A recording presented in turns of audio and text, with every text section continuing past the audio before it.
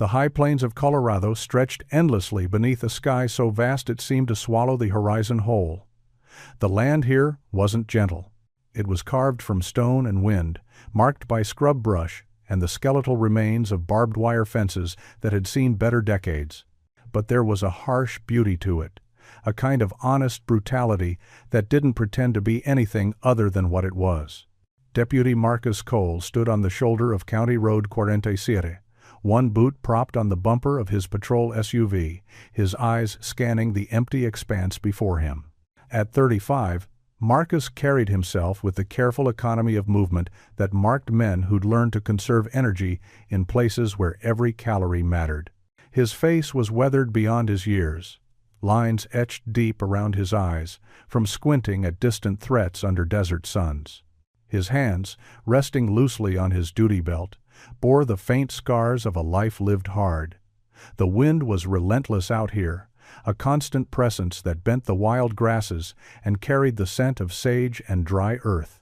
Marcus had grown up in these mountains, left to serve with the Army Rangers in places that turned boys into ghosts, and returned to find the land unchanged while everything inside him had shifted fundamentally. Beside him, sitting with perfect discipline in the shade of the vehicle, was Rex. The German Shepherd was a magnificent animal, 90 pounds of trained muscle and focused intelligence. His coat was a rich sable, his ears erect and alert, constantly swiveling to track sounds. Marcus's human hearing couldn't catch. Rex wasn't a pet. He was a partner, a search and rescue specialist with secondary training in cadaver detection. They'd been paired together for 3 years, and in that time they'd pulled 2 lost hikers from avalanche debris, located a missing child in the vast wilderness of the national forest, and recovered the remains of 4 souls who'd met their end in these unforgiving mountains. Rex looked up at Marcus with intelligent amber eyes, a soft whine escaping his throat. It was a question, gentle and patient. "Yeah, buddy," Marcus said, his voice a low rumble that barely carried over the wind. "I know. Quiet day." Quiet was good. Quiet meant families were safe in their homes, ranchers were tending their herds, and the tourists passing through on their way to Aspen or Vail weren't wrapping their rental cars around utility poles. But quiet also had a way of making the ghosts louder. Out here, with nothing but wind and sky, Marcus could almost hear the voices of the men he'd served with, the ones who hadn't made it home. One voice in particular. He pulled his phone from his pocket and glanced at the screensaver. It was an old photo, faded and creased from being carried through too many deployments. 4 men in desert camouflage, their faces young and fierce, arms slung over each other's shoulders. Marcus was on the left, his smile broad and genuine. On the right was Lieutenant Jake Bennett, his best friend, his brother in everything but blood. Jake was gone now. 6 months gone.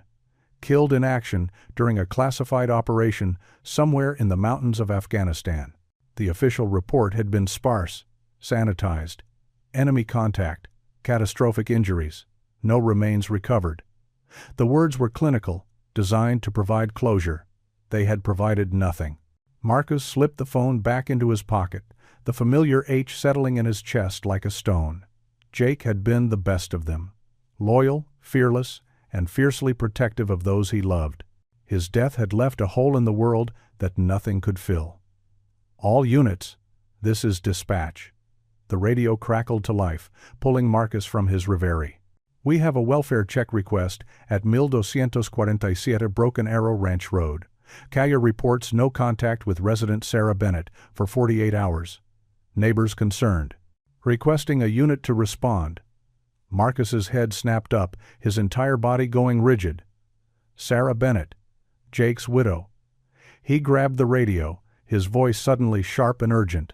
"Dispatch, this is Unit 7. I'm 10 minutes out. I'll take the call."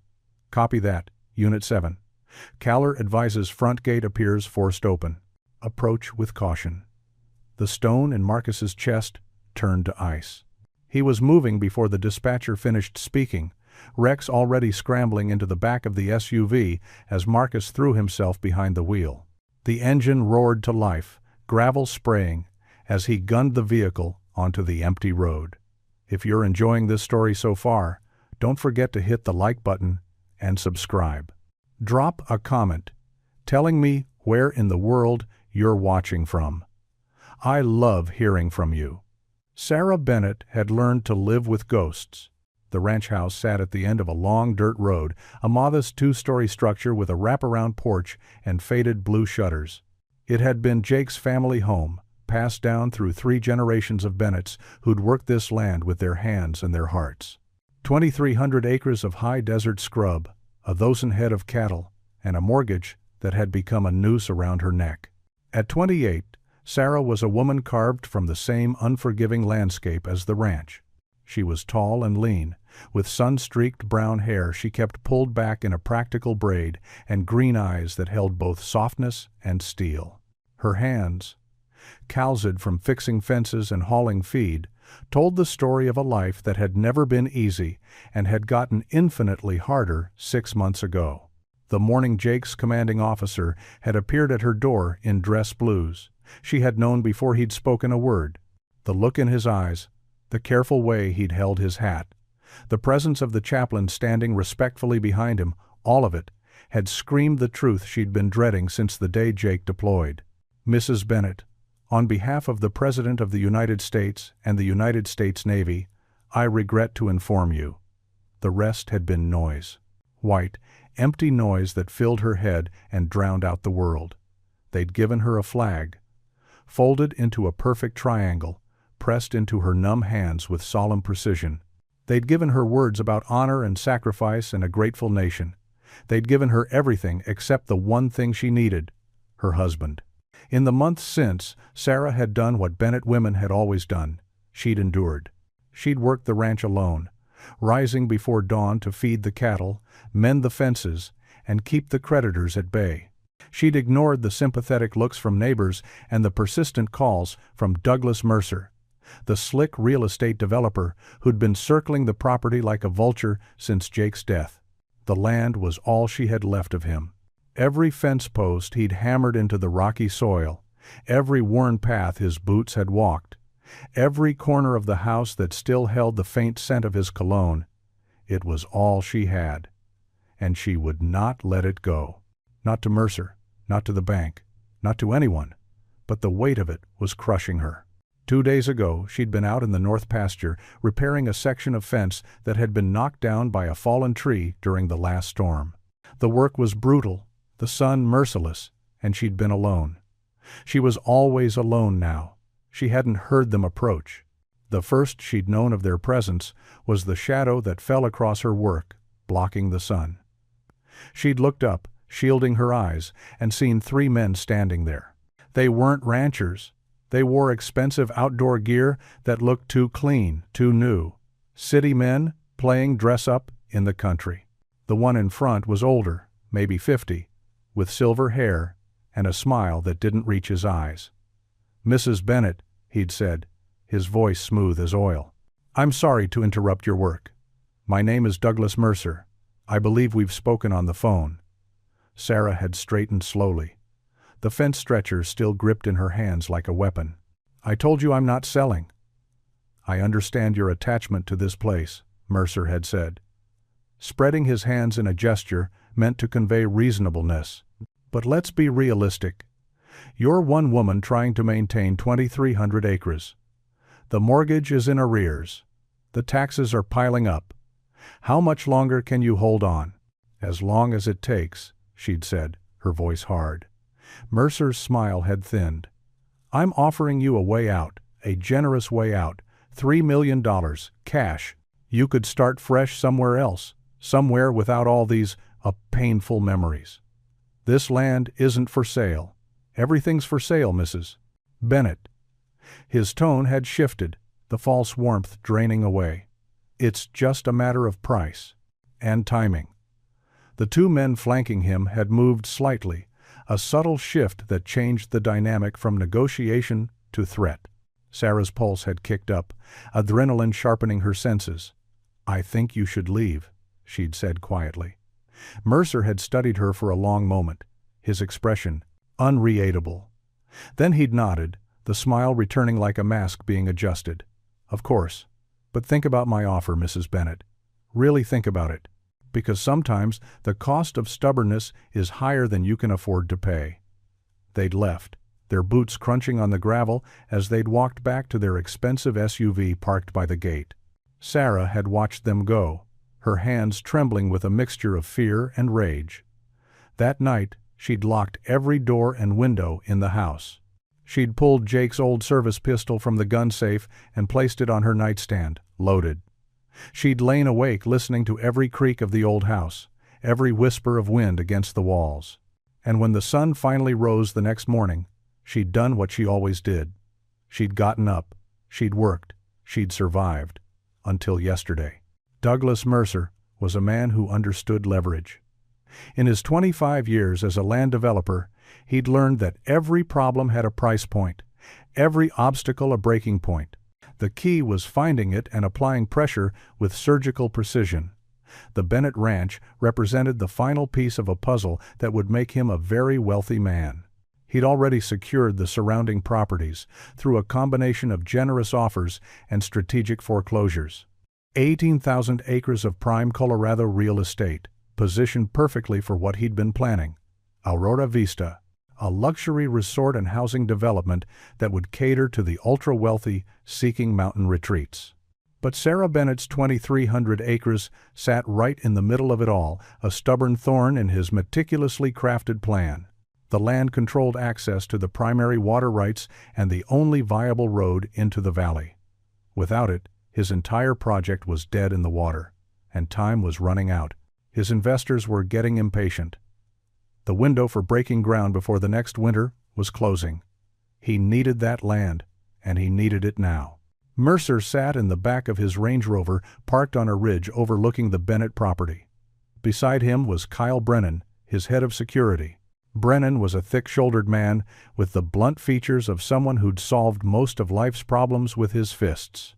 He'd been a sheriff's deputy once, before an excessive force complaint had ended his career. Now he worked for Mercer, handling the problems that required a more direct approach. "She's not going to sell," Brennan said, his voice a low rumble. "I've seen that look before. True believers. They'd rather burn it all down than give an inch." "Then we need to help her see reason," Mercer replied, his tone conversational. "Everyone has a breaking point, Kyle. We just haven't found hers yet. We could make things difficult for her. Equipment failures, accidents, small things that add up." Mercer shook his head. "Too slow. We need resolution, not escalation." He was quiet for a moment, his sharp mind working through the variables. Her husband was military, Navy SEAL, deed overseas. So she's isolated. No family support system. The neighbors keep their distance out of respect for her grief. She's vulnerable. Mercer's eyes, cold and calculating, remained fixed on the distant ranch house. What if she simply disappeared? Brennan turned to look at him, surprise flickering across his blunt features. "You're talking about something permanent. I'm talking about removing an obstacle. Rural Colorado is a dangerous place. People get lost in the wilderness all the time. Tragic accidents happen." Mercer's voice remained eerily calm, as if discussing a business transaction. "Without an heir to contest it, the property goes into probate. The bank forecloses. We acquire it through auction at a fraction of the cost. That's a hell of a risk. Risk is just opportunity in disguise." Mercer pulled out his phone and made a call. It was answered on the first ring. "It's me. I need you to handle something. Tonight." The person on the other end spoke for a moment. "I don't care how you do it," Mercer continued. "Just make it look natural. An accident. And make sure there's nothing that leads back to us." He ended the call and slipped the phone back into his pocket. "It's done." Brennan shifted uncomfortably. "Who'd you call?" "Someone who understands that sometimes problems need to be buried." Sarah Bennett never heard them come. She'd been in the barn, mucking out stalls in the fading light of early evening. The work was mindless, repetitive, the kind that let her thoughts drift without demanding attention. She'd been thinking about Jake, as she always did when the sun started to set. This had been his favorite time of day, that golden hour. when the light turned everything soft and warm. The blow came from behind, sudden and devastating. Something hard crashed into the base of her skull, and the world exploded into white light and pain. She pitched forward, her body slamming into the wooden boards of the stall. The pitchfork clattered from her hands. She tried to move, tried to scream, but her limbs wouldn't obey. Her vision swam, darkening at the edges. Rough hands grabbed her, flipping her onto her back. Through the haze of pain and confusion, she saw 3 figures looming over her. 2 were strangers, hard-faced men in dark clothing. The third was Kyle Brennan. "Nothing personal, Mrs. Bennett," Brennan said, his voice devoid of emotion. "Just business." She tried to speak, to ask why, to beg, but only a weak moan escaped her lips. One of the men produced a syringe, the needle glinting in the dim light. She felt the sharp sting in her neck, and then the world began to slip away entirely. The last thing she was aware of was the sensation of being lifted, of being carried out into the cool evening air. And then nothing. When consciousness tried to return, it came in fragmented waves. Darkness, the smell of damp earth, the sound of shovels biting into soil, the weight of something pressing down on her chest, making it hard to breathe. Terror crashed through her nervous system like electricity. She was in a box, a wooden box, and they were burying her. She tried to scream, but her throat was raw, her voice barely a whisper. She tried to pound on the lid above her head, but whatever they'd injected her with had left her muscles weak and uncoordinated. Her fingers scraped uselessly against rough wood. The sound of dirt hitting the box was a dull, terrible rhythm. Thump, thump, thump. Each impact driving home the horrifying reality of her situation. They were burying her alive. The darkness was absolute. The air in the box was already growing thin, stale. She could feel panic rising in her chest, threatening to overwhelm her completely. Her breath came in short, desperate gasps. "Jake," she thought, tears streaming down her face. "Jake, I'm sorry. I tried. I tried to hold on. More dirt, more weight." The box creaked under the pressure. And then, mercifully, the drugs pulled her back under, and she knew nothing at all. Marcus Cole drove like a man possessed, the patrol SUV eating up the miles of rough country road. Rex stood in the back, his paws braced against the motion, his body tense with his handler's urgency. The Broken Arrow Ranch wasn't far, but every second felt like an eternity. Marcus's mind was racing, running through scenarios, each one worse than the last. Sarah was strong, capable, but she was also alone. And the forced gate that dispatch had mentioned sent every alarm bell in his head, screaming. He'd promised Jake he'd look after her. It had been late at night, in a dusty forward operating base half a world away. They'd been cleaning their weapons, the comfortable silence of old friends broken only by the distant thump of outgoing artillery. "Mark," Jake had said suddenly, his voice quiet. "If something happens to me—" "Nothing's going to happen to you," Marcus had interrupted. "If something happens," Jake had insisted, meeting his eyes. "Promise me you'll check on Sarah. Make sure she's okay. She's strong, but she shouldn't have to be strong alone." Marcus had nodded, the promise given without hesitation. "I promise, brother." 3 months later, Jake was gone, and Marcus had failed. He'd visited Sarah once after the funeral, had offered his help, his support, anything she needed. But she'd been distant, locked in her grief, and he'd respected that distance. He'd given her space when maybe what she needed was someone who wouldn't let her face the darkness alone. He wouldn't make that mistake again. The entrance to the Broken Arrow came into view, and Marcus's jaw tightened. The heavy metal gate that usually stood closed and locked was hanging open, its chain cut clean through. Fresh tire tracks led up the long drive. He killed the siren but left the lights flashing, his hand instinctively checking his sidearm as he turned onto the property. The ranch house sat quiet in the gathering dusk, no lights visible in the windows. Sarah's truck was parked near the barn, but there was no sign of movement. "Rex, heel," Marcus commanded as he exited the vehicle. The German shepherd was at his side instantly, his body alert, his nostrils flaring as he tested the air. They approached the house cautiously. Marcus knocked hard on the front door, his voice carrying authority. "Sarah, it's Deputy Cole. Are you home?" Silence. He tried the door. Unlocked. That was wrong. Sarah was careful, especially lately. Marcus drew his weapon, pushing the door open. "Sarah, Sheriff's Department, I'm coming in." The house was empty. Not just empty, abandoned. A coffee mug sat on the kitchen counter, still half full, a skim of mold floating on top. The contents of Sarah's purse were scattered across the dining table as if she'd been in the middle of sorting through it. A thin layer of dust covered everything. 48 hours, the neighbor had said. But this looked like longer. Marcus felt his gut twist. He moved through the house room by room, clearing each one methodically. Nothing. He stepped back outside, Rex still at his side, and keyed his radio. "Dispatch, Unit 7. The residence is empty. No sign of the homeowner. I'm going to check the outbuildings." "Copy, Unit 7.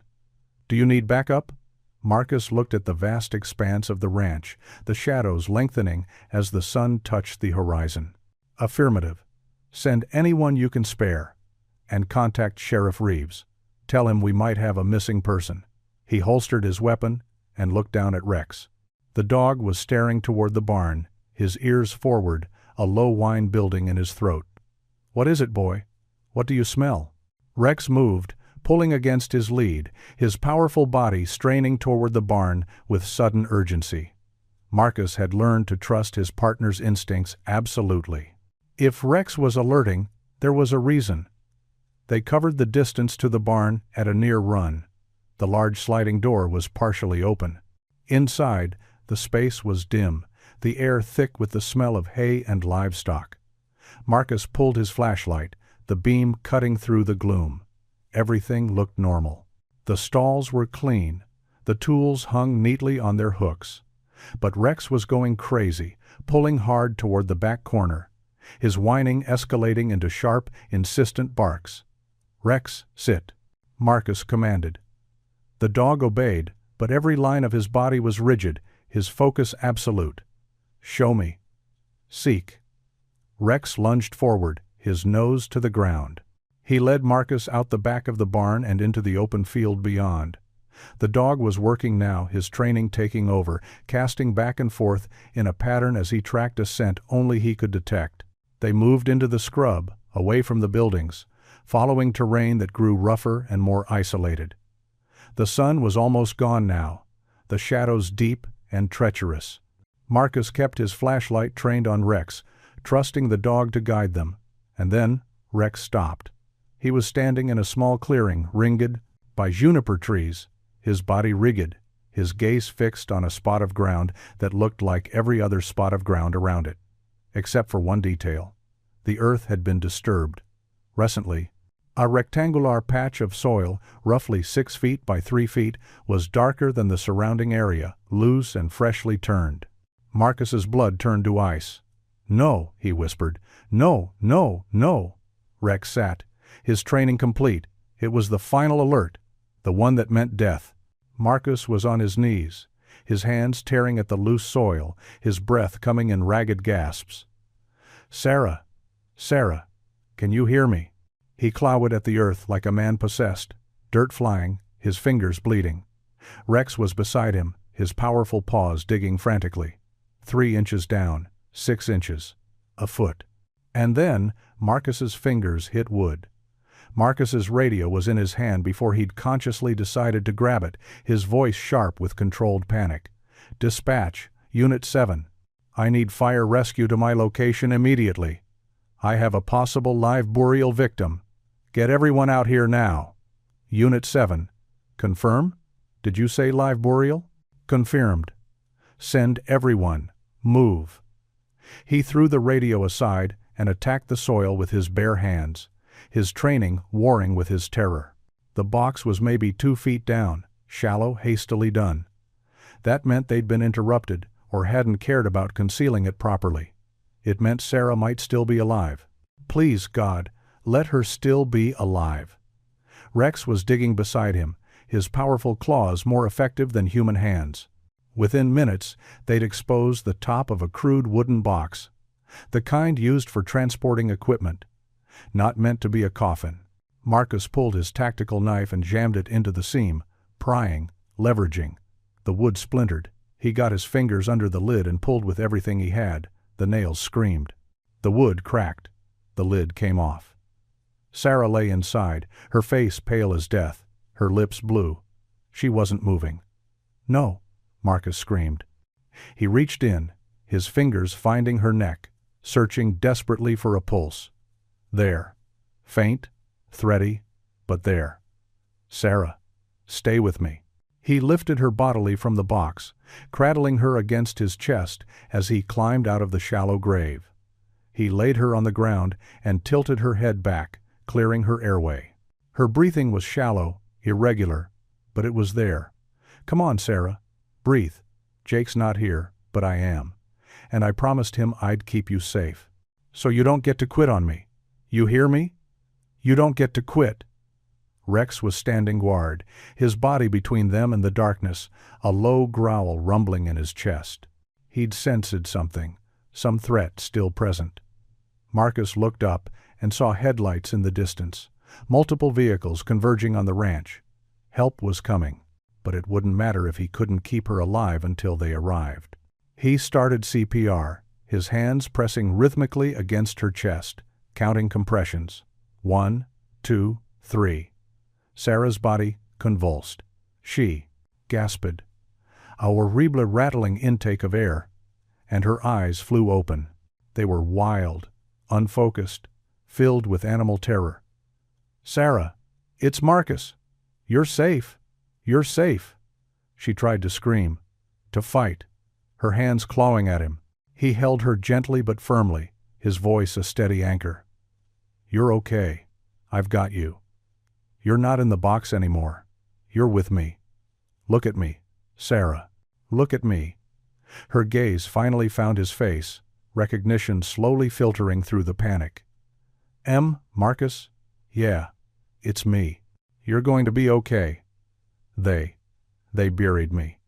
Her voice was a broken whisper. "I know, but you're out now. And I swear to you, whoever did this is going to pay." The first fire truck roared into the clearing, followed by an ambulance and 3 more patrol vehicles. The scene erupted into controlled chaos, EMTs rushing forward with equipment, officers securing the perimeter. Sheriff Tom Reeves, a barrel-chested man in his late 50s with steel-gray hair and eyes that had seen too much, approached Marcus. "What in God's name happened here?" "Someone tried to bury Sarah Bennett alive," Marcus said, his voice shaking with barely controlled rage. "She's Jake's widow. This was targeted." Reeves's face went hard. "Anyone else around?" "No. But Rex alerted to the grave. Someone dug it, put her in it, and covered it back up. This wasn't random violence, Sheriff. This was attempted murder, and it was planned." The EMTs were loading Sarah onto a stretcher, an oxygen mask over her face. Marcus moved to follow, but Reeves caught his arm. "Mark, I need you to think like a deputy, not like Jake's friend. Can you do that?" Marcus met his eyes. "I can do both." "Good. Because if this is what it looks like, we're looking at something big, something planned. And that means whoever did it has resources, means, and motive. I need you sharp." "I'm sharp, sir, and I'm going to find them." If this story has you on the edge of your seat, make sure to subscribe and turn on notifications so you never miss stories like this. Your support means everything and helps me bring you more incredible, true stories of courage and loyalty. Aspen Ridge Memorial Hospital was a small facility, 20 beds, and an emergency room that served the scattered population of ranchers, tourists, and mountain residents. Sarah Bennett occupied bed 3 in the ICU, her vital signs stable, but her condition still critical. Marcus Cole sat in the hallway outside her room, his elbows on his knees, his head in his hands. Rex lay at his feet, the dog's warm presence a silent comfort. 3 hours had passed since they'd pulled Sarah from that grave. 3 hours of doctors and nurses rushing in and out, of machines beeping urgently, of waiting to know if she would survive the night. Sheriff Reeves approached with 2 cups of coffee, handing one to Marcus. "Doctor says she's going to make it. Dehydrated, hypothermic, head trauma, but she'll recover. You saved her life, son." "Rex saved her life," Marcus corrected, his hand dropping to rest on the dog's head. "I just dug her out." "Well, between the 2 of you, you gave her a fighting chance." Reeves lowered himself into the chair beside Marcus with a grunt. "I've got 4 deputies processing the scene. We found tire tracks, boot prints, and tool marks on the box. We'll get forensics on all of it." "It's Mercer," Marcus said flatly. "Douglas Mercer? The developer? He's been trying to buy Sarah's ranch for months. She kept refusing. This is his way of removing the obstacle." Reeves shook his head. "That's a hell of an accusation. Mercer's got money, connections, lawyers out the ass. We can't go after him without ironclad evidence. Then we get ironclad evidence." Marcus's voice was hard as stone. A nurse appeared in the doorway. "Deputy Cole? Mrs. Bennett is awake. She's asking for you." Marcus was on his feet instantly. He entered the room quietly, Rex padding silently beside him. Sarah lay propped up in the hospital bed, her face still too pale, dark bruises shadowing her eyes. An IV drip fed into her arm, and monitors tracked her heart rate and oxygen levels. When she saw him, tears welled in her eyes. "You found me, I thought. I thought I was going to die in there." Marcus pulled a chair close to her bedside and sat, his expression gentle. "You're safe now. No one's going to hurt you again." "How did you know? How did you find me?" "Welfare check from a neighbor. When I got to the ranch and you weren't there, Rex picked up your scent. He led us right to you." Marcus reached out and took her hand carefully. "Sarah, I need you to tell me everything you remember. Who did this to you?" She closed her eyes, her hand trembling in his. "It was Kyle Brennan. He used to be a deputy here, before he got fired. He was working for Douglas Mercer. There were 2 other men with him, but I didn't recognize them." "When did this happen?" "Yesterday morning. I was in the barn. They hit me from behind. I tried to fight, but they drugged me. When I woke up, I was in the box, and they were burying me." Her voice broke. "They were just going to leave me there, like I was nothing. Did they say anything? Anything about why?" "Brennan said it was just business. He said Mercer needed my land, and I was in the way." She looked at Marcus, fury mixing with the fear in her eyes. "He tried to kill me for land, for money. We're going to get them," Marcus promised. "Every single one of them. But I need you to stay in this hospital, stay safe, until we do. Can you do that for me?" Sarah nodded, exhaustion pulling at her. "Marcus, thank you for keeping your promise to Jake. Jake was my brother. That makes you family, and I protect family." Back at the sheriff's station, a war room was taking shape. A large whiteboard dominated one wall, covered in photos, maps, and timeline notes. Sheriff Reeves stood before it, arms crossed, his weathered face set in grim lines. "All right, people, listen up," he called out to the assembled deputies. "We have an attempted murder, possibly part of a larger conspiracy involving land acquisition.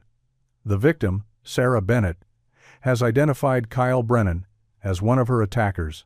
Brennan is currently employed by Douglas Mercer as head of security." A younger deputy raised his hand. "Sheriff, Brennan has an alibi. His lawyer says he was in Denver on business.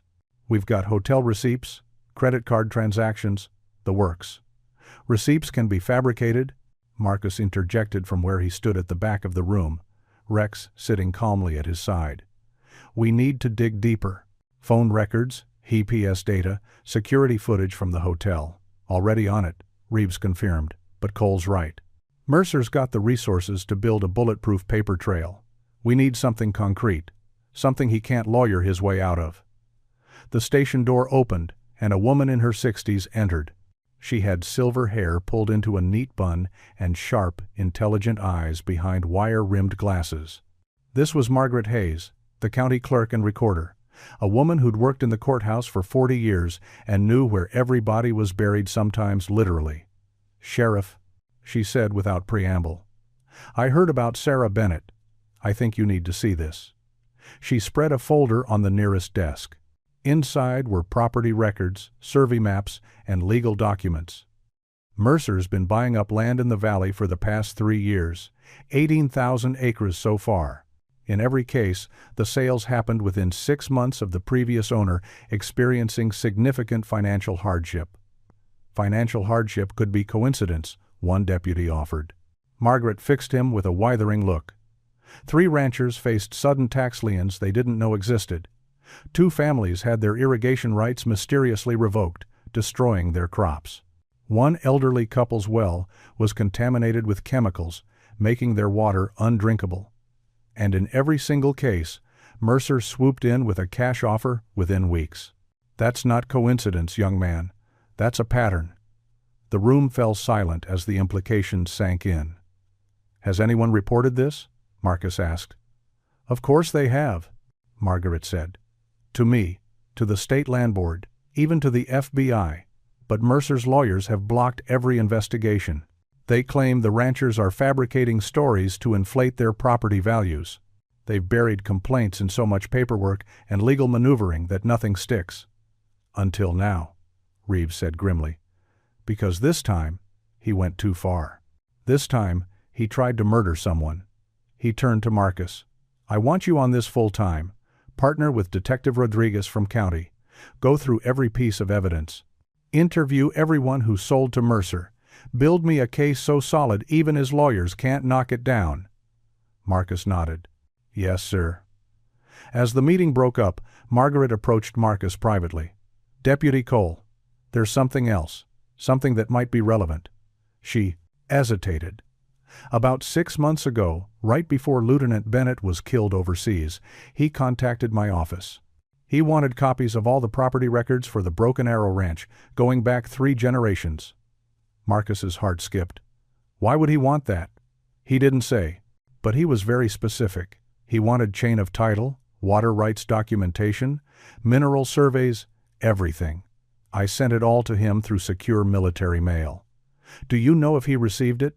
I got delivery confirmation. But I never heard from him again." Margaret's eyes were sad. 2 weeks later, his wife was being notified of his death. Marcus felt something shift in his chest, a piece of a puzzle he hadn't known existed. "Can you make me copies of everything you sent him?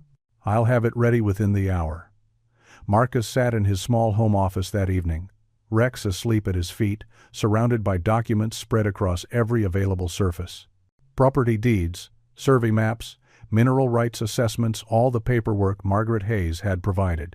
His eyes were burning from hours of reading, but he couldn't stop. Jake had been looking into something important enough to request these documents while he was deployed in a combat zone. The question was, what had he found? Marcus picked up his phone and dialed a number he hadn't called in years. It was answered after 3 rings. "This is Captain Morrison. Sir, this is Marcus Cole. I served under you with Jake Bennett."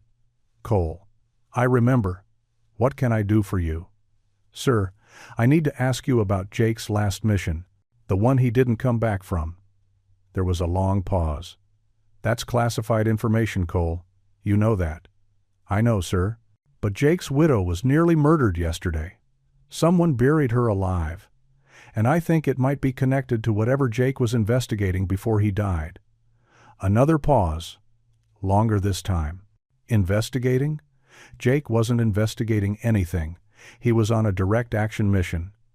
"With respect, sir, that's not entirely accurate, is it?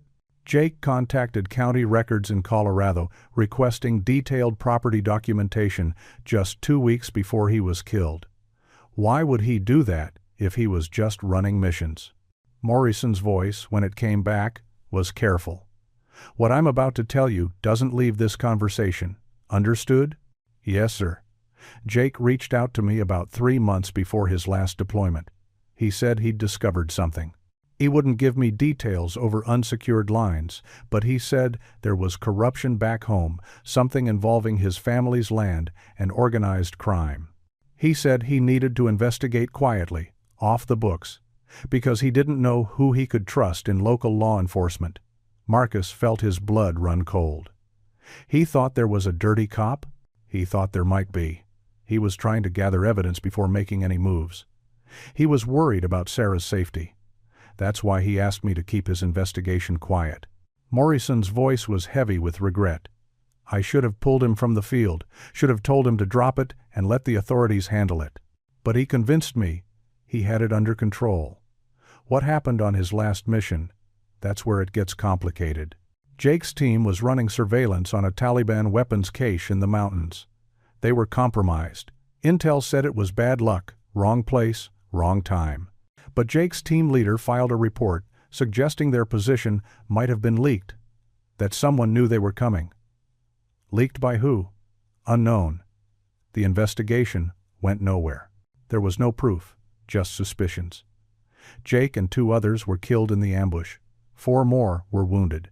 It was classified as Kia due to enemy action. Morrison paused. But Cole, if you're telling me that someone tried to murder his widow just a few months later using a method that would look like an accident, maybe Jake's suspicions weren't paranoid after all. After the call ended, Marcus sat in the darkness, his mind racing. Jake had stumbled onto something big enough to kill for. And whatever it was, it had reached across the world and gotten him killed to keep him quiet. Now they were coming for Sarah, trying to finish what they'd started. But they'd made one critical mistake. They'd buried her in a shallow grave on isolated land where a highly trained search and rescue canoe could find her.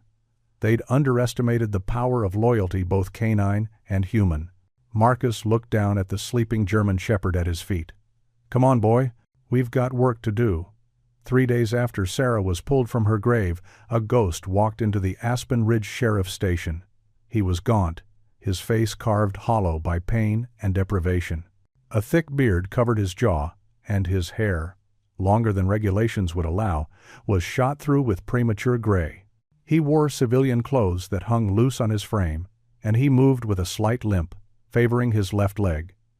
But his eyes were the same piercing blue that Marcus Cole had known for 15 years. The deputy at the front desk looked up, bored.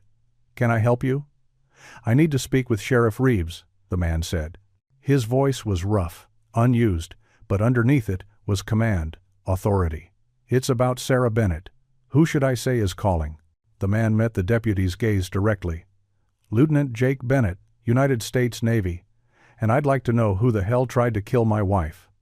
The room went silent. Every head turned. Someone dropped a coffee mug, the ceramic shattering on the tile floor. The deputy's face went pale. That's not possible. Lieutenant Bennett is dead. KIA 6 months ago. Reports of my death," Jake said, a ghost of a smile touching his lips, "have been greatly exaggerated. Now get me the sheriff. Please." Marcus was in the conference room reviewing forensic reports when the door burst open. Sheriff Reeves stood there, his face ashen. "Mark, you need to come to my office. Right now." "Sheriff, I'm in the middle." "Now, deputy, this can't wait." Marcus followed, Rex trotting at his heels. They walked down the hallway, past officers who were whispering urgently to each other, their faces shocked. Something was very wrong. Reeves opened his office door. Inside, standing by the window, looking out at the mountains with an expression of profound relief and equally profound pain, was Jake Bennett. Marcus stopped dead. The breath went out of him like he'd been punched. No, that's not." Jake turned. When he saw Marcus, his face crumpled. "Hey, brother." Marcus crossed the room in 3 strides and grabbed Jake in a fierce embrace, checking that he was real, solid, alive. Jake held him just as tightly, and for a long moment neither man could speak. "They said you were dead," Marcus finally managed, his voice breaking. "They told Sarah you were dead. They had a funeral." "How I know?" Jake pulled back, his hands on Marcus's shoulders. "I know, and I'm sorry. God, Mark, I'm so sorry."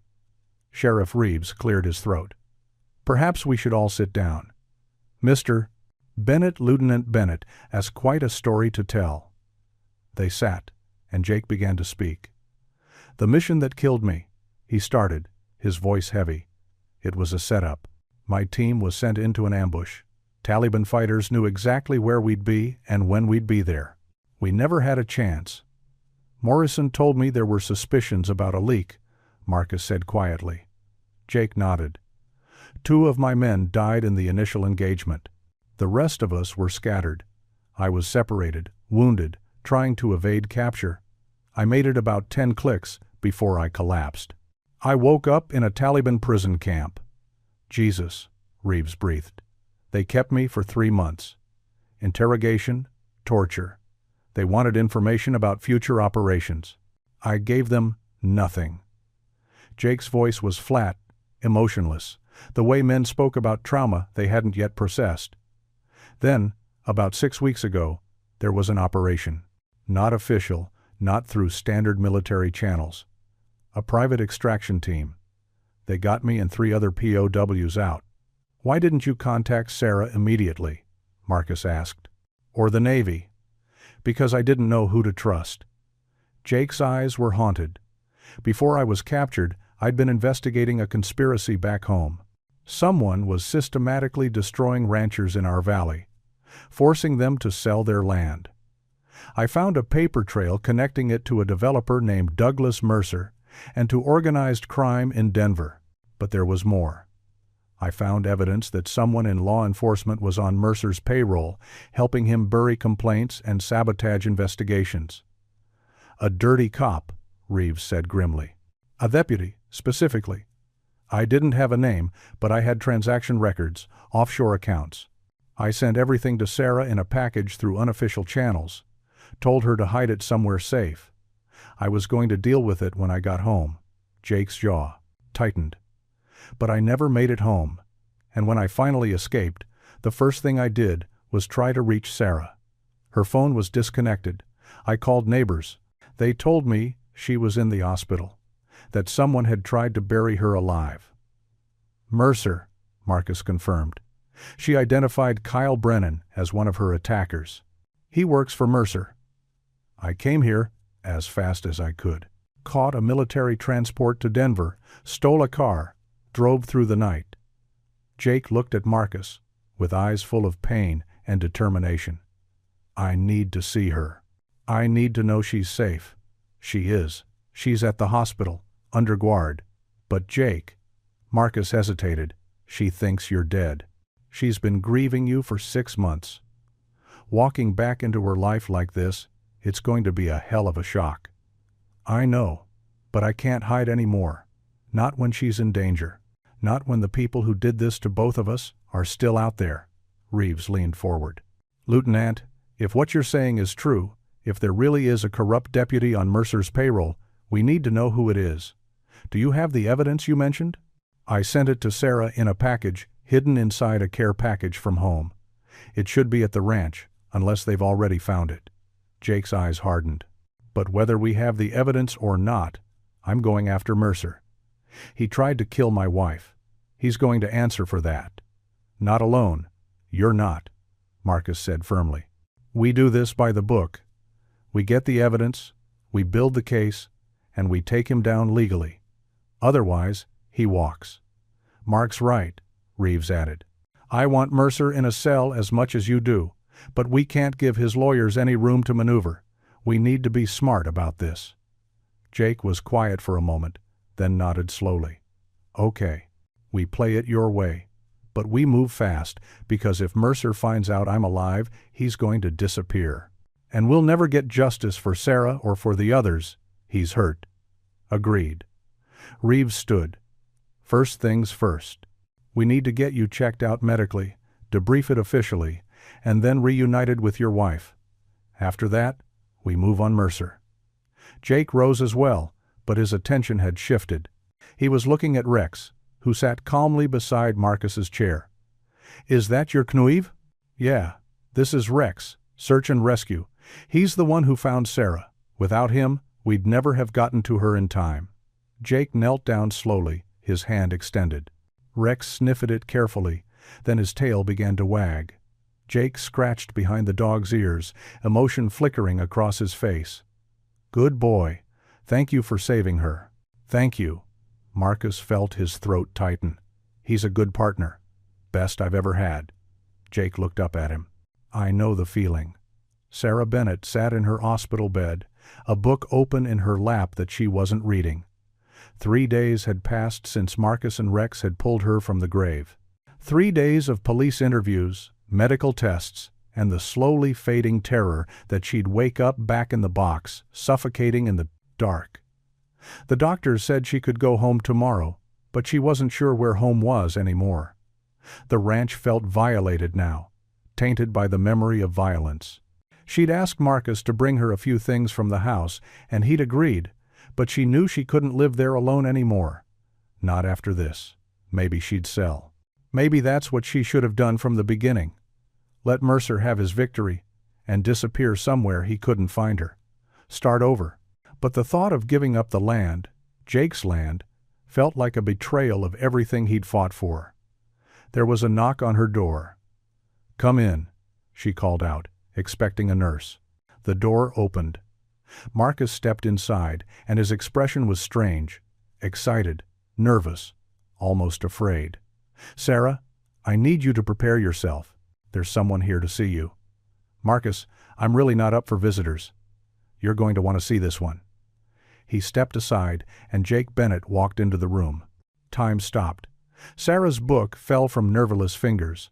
Her mouth opened, but no sound came out. She blinked, certain she was hallucinating, that the trauma had finally broken something in her mind. "Hello, sweetheart," Jake said softly. "No." The word was barely a whisper. "No, you're not real. You're dead. They said they told me. I know what they told you. They were wrong." Jake moved closer, slowly, as if approaching a spooked animal. "I'm here. I'm alive. And I'm so sorry it took me this long to get home." Sarah was shaking, her hands pressed to her mouth. Tears streamed down her face. "Jake, it's me." She lunged out of the bed, IV line ripping free, and threw herself into his arms. He caught her, held her, buried his face in her hair. They both sobbed, clinging to each other, like drowning people finding shore. "I thought you were gone," Sarah choked out. "I thought I'd lost you forever. I'm here. I'm home. And I'm never leaving you again." Marcus backed quietly out of the room, pulling the door closed to give them privacy. He leaned against the wall outside, Rex pressing against his leg in silent support. Even the dog seemed to understand the magnitude of what was happening inside that room. A ghost had walked out of the grave.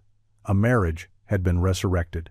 And whatever came next, whatever battle they had to fight, they would fight it together. That evening, under cover of darkness, a small team assembled at the Broken Arrow Ranch. Jake, Sarah, Marcus, Sheriff Reeves, and Rex moved quietly through the house. Jake had grown up in the home he'd shared with Sarah, the land worth killing for. "The package I sent you," Jake said to Sarah. "It was inside a care package from Mom. I sent it about a week before the mission. Where did you put it?" Sarah thought, her brow furrowing. I was so grief-stricken after the funeral, I can't remember. I got so many packages from people, casseroles, cards, gifts. I just put everything in boxes in the attic. They climbed the narrow stairs to the attic, their flashlights cutting through years of accumulated dust. Boxes were stacked everywhere, carefully labeled in Sarah's neat handwriting. Sympathy cards, meals, flowers, here, Sarah said, pulling down a box labeled Care Packages Family. Inside were a dozen boxes and envelopes, all opened. She sorted through them, her hands trembling. "I don't see weight. This one." She pulled out a flat priority mailbox.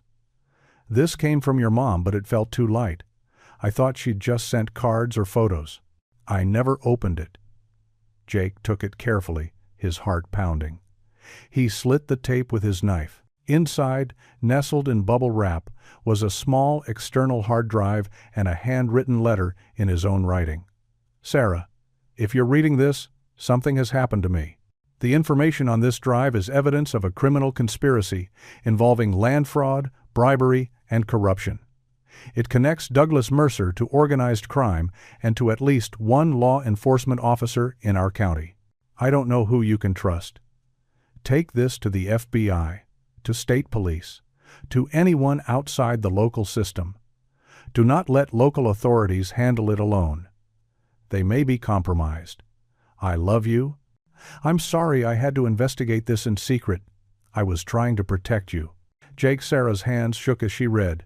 He knew they were dangerous. Jake plugged the hard drive into his laptop, and they watched as file after file populated the screen.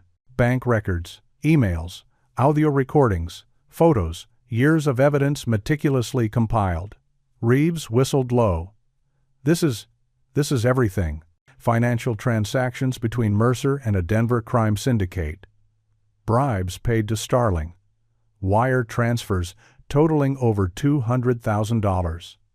He looked up, his face grim. Starling is a code name, but there's a transaction pattern here. Payments made on the 15th of every month, like clockwork. Marcus was scanning through email transcripts. Here, an email from Starling to Mercer. The Henderson problem has been handled. Tax lien filed as discussed. They'll be forced to sell within 90 days. That's the family Margaret Hayes told us about. The ones whose property was seized over a mystery tax bill. And here, Jake said, pulling up an audio file. This is a recording I made of a phone conversation I intercepted. He pressed play.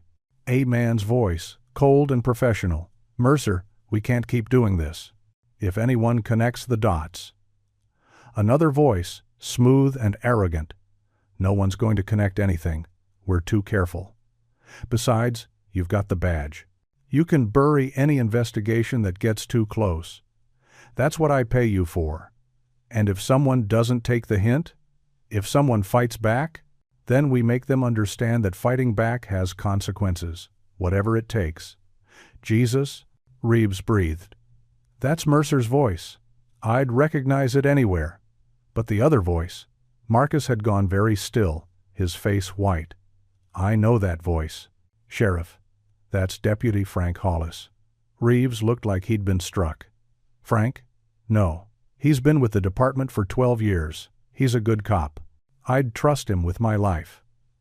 The payments to Starling started 12 years ago, Jake said quietly, right when he joined the force. The room fell silent as the implications crashed over them. One of their own. A man they'd worked alongside, trusted, called friend. He'd been selling them out from the beginning. Where is Hollis now? Marcus asked, his voice hard. Reeves pulled out his phone and checked the duty roster.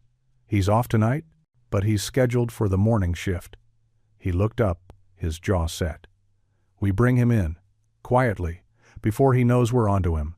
We arrest him, and we use him to build our case against Mercer.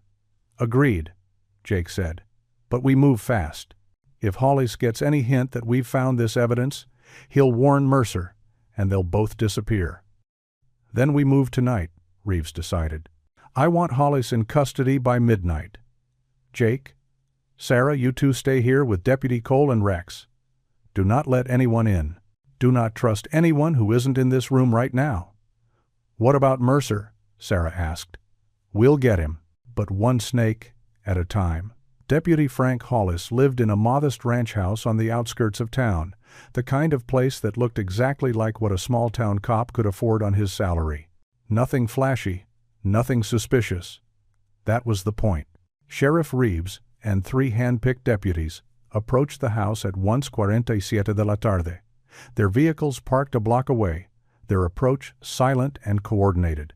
Reeves had chosen his team carefully officers he knew absolutely, men and women who'd proven their loyalty over years of service. They surrounded the house. Reeves knocked hard on the front door, his weapon drawn but held low. Frank, it's Tom Reeves. I need to talk to you. Open up. There was a long silence. Then the porch light flicked on, and the door opened. Frank Hollis stood there in sweatpants and a t-shirt, his hair disheveled, squinting against the sudden light. Sheriff? What's going on? It's almost midnight. I need you to come with me, Frank. We need to talk. Something in Reeves's tone must have registered. Hollis's expression shifted, wariness creeping into his eyes. Talk about what? Douglas Mercer, Kyle Brennan, and a bank account in the Cayman Islands under the name Starling. For just a fraction of a second, Hollis's mask slipped. Fear flashed across his face, quickly suppressed, but not quickly enough. I don't know what you're talking about. Yeah, you do. We've got the evidence, Frank. We've got recordings, financial records, emails. We know everything. Reeves's voice was heavy with disappointment. I trusted you. We all did. And you sold us out for what? Money? Hollis's jaw tightened. You don't understand. You don't know what Mercer is capable of. He has connections, resources. So you sold out your badge to protect yourself. You helped him destroy innocent families? I didn't have a choice. There's always a choice, Reeves said quietly. And you made yours. Now you're going to face the consequences. Turn around. Hands behind your back. For a moment, it looked like Hollis might run. His eyes darted to the side, calculating odds. But he was surrounded, outgunned, and he knew it. Slowly, he turned around and put his hands behind his back. Reeves cuffed him personally, each click of the handcuffs a death knell for a career, a life, a reputation. Frank Hollis, you're under arrest for conspiracy, bribery, corruption, and accessory to attempted murder. You have the right to remain silent. Back at the station, in an interrogation room that suddenly felt too small, Hollis sat across from Sheriff Reeves and District Attorney Patricia Chen, a sharp-featured woman in her 40s, who'd prosecuted more corruption cases than anyone in the state. You're looking at 40 years minimum, Chen said, without preamble. Conspiracy to commit murder. That's life, Frank. You'll die in prison. Unless, Reeves added, you cooperate. Give us Mercer. Give us everything. And maybe we can talk about a deal. Hollis laughed, a bitter, broken sound. You think Mercer's going to let me testify? I'm a dead man either way. At least in prison, I'll be behind bars where he can't reach me as easily. Then you do the right thing one last time, Reeves said. Help us put him away. Save what little honor you have left. Hollis was quiet for a long time. Then, slowly, he began to talk. He told them everything. How Mercer had approached him 12 years ago with an offer he couldn't refuse. How the payments had started small, but grown over time. How he'd buried complaints, lost evidence, intimidated witnesses. How he'd stood by while Mercer systematically destroyed the lives of good, honest people. Did you know about the plan to kill Sarah Bennett? Chen asked. No. I swear. I didn't know about that. Mercer must have used Brennan and his crew without telling me. If I'd known Hollis, stopped, shook his head. I would have stopped it. Would you? Reeves asked coldly. Or would you have just asked for a bigger paycheck? Hollis had no answer to that. By 3 a.m, they had a full confession, recorded and notarized. They had enough to arrest Douglas Mercer and everyone in his organization. They had justice within reach. Now they just had to close their fist around it. Douglas Mercer learned of Hollis's arrest at 6 de la mañana when the deputy failed to call in with his daily check-in. 2 hours later, when news broke on local radio that a sheriff's deputy had been arrested on corruption charges, Mercer knew it was over. He sat in his luxury suite at the Aurora Resort, his carefully constructed empire crumbling around him, and made a decision. He would not go quietly. He would not let them take him in front of cameras, his face plastered across every news outlet. He had contingency plans for this, assets stashed overseas, a new identity waiting. But first, there was one last piece of business to handle. Sarah Bennett was the key to everything. Her testimony, combined with the evidence Jake must have gathered, would seal his fate. But if she disappeared permanently, if she met with a tragic accident in the chaos of his flight, there would be reasonable doubt. His lawyers could work with reasonable doubt. He called Kyle Brennan. We have a problem. We need to handle it now. What are you talking about? The widow. And her dead husband, who apparently isn't so dead anymore. They're at the ranch. I want them gone. Tonight. Make it look like a gas leak, a fire, something that destroys any evidence they might have. Boss, the place is crawling with cops. We can't. I'm paying you to handle problems, Kyle, so handle it. Or I'll find someone who will." The line went dead. Brennan stared at his phone for a long moment. Then he made some calls of his own. At the Broken Arrow Ranch, Jake, Sarah, Marcus, and Rex maintained their vigil. The house was dark, except for a single lamp in the living room. They'd positioned themselves strategically, Marcus and Rex by the front door, Jake and Sarah covering the back entrance. "You think Mercer will make a move?" Sarah asked quietly. "He's cornered," Jake said. "Cornered animals are the most dangerous. He knows we have the evidence. His only play now is to destroy it in us before we can use it." "Let him try," Marcus said grimly. "We're ready." Rex's ears suddenly pricked up. A low growl rumbled in his chest. He was staring at the window, his body tense. "Company," Marcus whispered. Outside, 3 vehicles approached with their headlights off, crawling up the long drive. They stopped 100 yards from the house, and 6 figures emerged, all armed. Jake grabbed his radio. "Sheriff, we've got hostiles approaching. 6 armed men. We need backup now." Reeves's voice crackled back immediately. "Backup's 5 minutes out. Hold your position. Do not engage unless fired upon." "Copy that." The armed men spread out, surrounding the house in a tactical formation. These weren't amateurs. They moved like professionals, military, or private security contractors. In the lead, Kyle Brennan raised a megaphone. "Bennett, Sarah Bennett, we know you're in there. Come out now, and no one gets hurt." Jake looked at Sarah. "Stay low. Stay behind cover. Jake, trust me."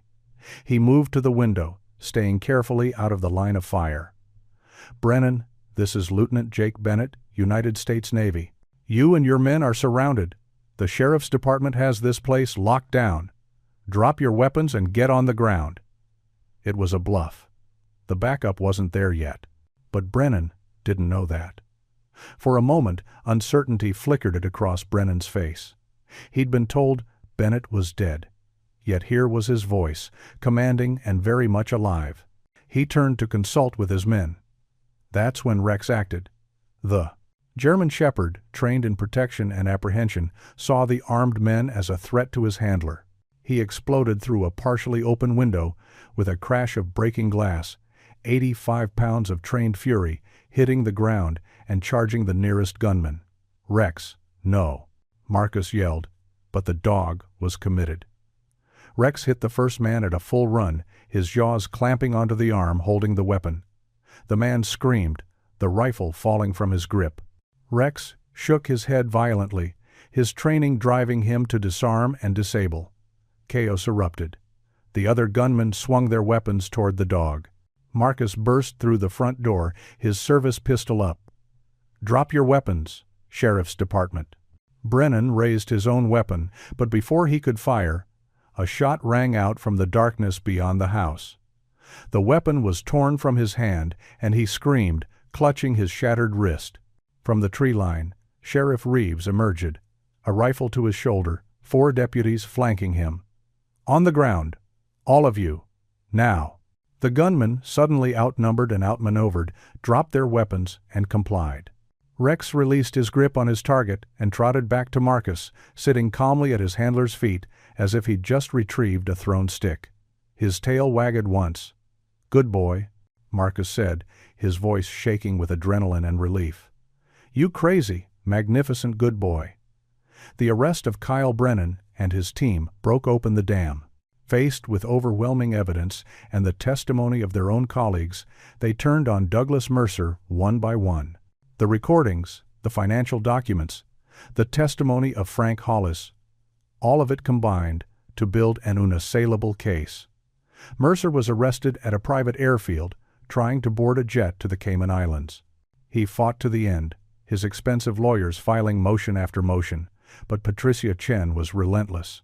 The trial lasted 6 weeks and dominated state and national news.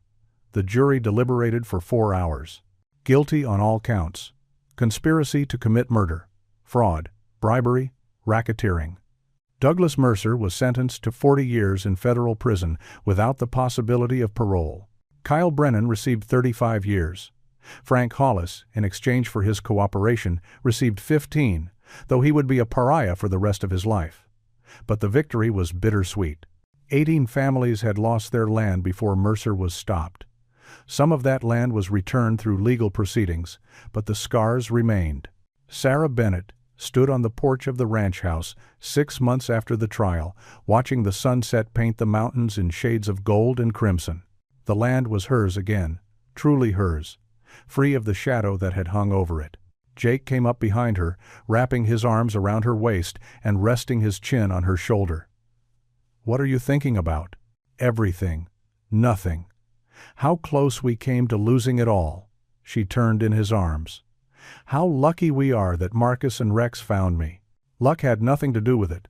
That was skill, training, and a damn good dog." As if summoned, Marcus's patrol SUV came up the drive. He parked and got out, Rex jumping down beside him. The German Shepherd was older now, a few more gray hairs around his muzzle, but his eyes were still bright and alert. "Hey, strangers," Sarah called out, smiling. "We were just talking about you." "All good things, I hope," Marcus said, climbing the porch steps. "I brought the steaks. Is the grill ready?" "Ready and waiting," Jake confirmed. Sarah made her famous potato salad. They'd been doing this once a week since the trial ended, gathering together to share a meal. To remind themselves that they were alive, that they'd survived, that they were family now, in all the ways that mattered. As Jake fired up the grill and Sarah brought out dishes, Marcus threw a tennis ball for Rex, who chased it with puppyish enthusiasm despite his years. The dog retrieved it and dropped it at Marcus's feet, tail wagging. "You know," Jake said, flipping steaks, "I've been thinking. The ranch is big, too big for just 2 people. And that old foreman's cabin is sitting empty." Marcus looked up. "What are you saying?" "I'm saying we could use a hand around here. Someone to help with the work, keep an eye on things." Jake met his friend's eyes. "I'm saying we'd like you to stay. Permanently. You and Rex." Marcus was quiet for a long moment. Then a slow smile spread across his face. "You sure you want me underfoot all the time?" "We're sure," Sarah said firmly. "Your family, Marcus. This is your home if you want it." "I want it," Marcus said simply. "Rex and I both do." The sun dipped below the mountains, and the stars began to emerge, infinite and eternal. 4 souls, 3 human, 1 canine sat together on that porch, bound by loyalty and sacrifice, by the promise kept to a fallen warrior and the dog that refused to give up the search. They had walked through darkness and emerged into light. They had faced death and chosen life. They had been buried and resurrected. And in that quiet moment, surrounded by the land worth dying for and the people worth living for, they found peace. 1 year later, the Broken Arrow Ranch had been transformed. The house was renovated, the fences repaired, the cattle herd expanded. But the most significant change was the sign that hung over the new building at the eastern edge of the property. Broken Arrow. Knuebe Training Center, founded in memory of all those who served. Jake and Marcus stood outside the training facility, watching as 6 new handler and dog teams ran through their paces. Rex, now officially retired, sat between them, supervising with the dignity of an elder statesman. "You think he approves?" Jake asked, nodding toward the old German Shepherd. "He better." "This was his idea," Marcus said with a grin. The training center was their way of giving back, teaching search and rescue techniques to law enforcement agencies across the state, breeding and training the next generation of working dogs, ensuring that no one would be left buried and forgotten because the skills or the dogs weren't available. Sarah appeared in the doorway of the facility, a clipboard in her hand and a whistle around her neck. She'd become the center's administrator, managing the complex logistics of training programs and certifications. She was good at it, better than good. She'd found purpose again. A reason to wake up each morning beyond simply surviving. "Jake," she called out. "We've got a graduation next week. All 6 of these teams passed their final evaluations. They're ready for deployment. That's my girl, Jake said proudly. You hear that, Rex? Your students are graduating. Rex's tail thumped against the ground once, his version of applause. One of the new handlers, a young woman named Emma Rodriguez, approached with her German Shepherd partner, Luna. Mr. Bennett, I just wanted to thank you, all of you. What you've built here, it's going to save lives. That's the point, Jake said simply. Pass it forward. Teach the next generation. Make sure no one else has to go through what we did. As the sun set over the mountains once again, painting the sky in those impossible shades of gold and fire that only Colorado could produce, Marcus stood with his arm around Rex, watching the handlers and dogs train. Some of them would go on to find lost hikers. Some would locate disaster victims. Some would track criminals or detect explosives.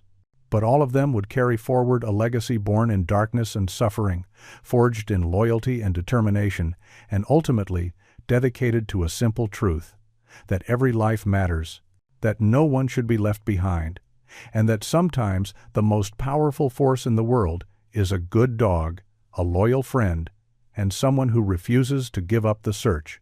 The Broken Arrow Ranch, once nearly lost to corruption and greed, now stood as a beacon. The land that had been worth killing for had become land worth living for, worth building on, worth dedicating to something greater than profit or possession. And in the gathering twilight, as the first stars emerged and the mountains stood eternal watch, 4 souls, 3 human, 1 canine knew that they had won not just a battle, but a war. Not just against criminals, but against despair. They had been broken, but they had not stayed broken. They had been buried, but they had risen. They had been lost, but they had been found. And that made all the difference. Thank you so much for watching until the end. If this story touched your heart, please share it with someone who needs to be reminded that heroes still exist. Don't forget to subscribe if you haven't already, and let us know in the comments. What was your favorite moment? Was it Rex's relentless search, Jake's miraculous return, or the moment justice was finally served? We read every comment. God bless, and see you in the next story.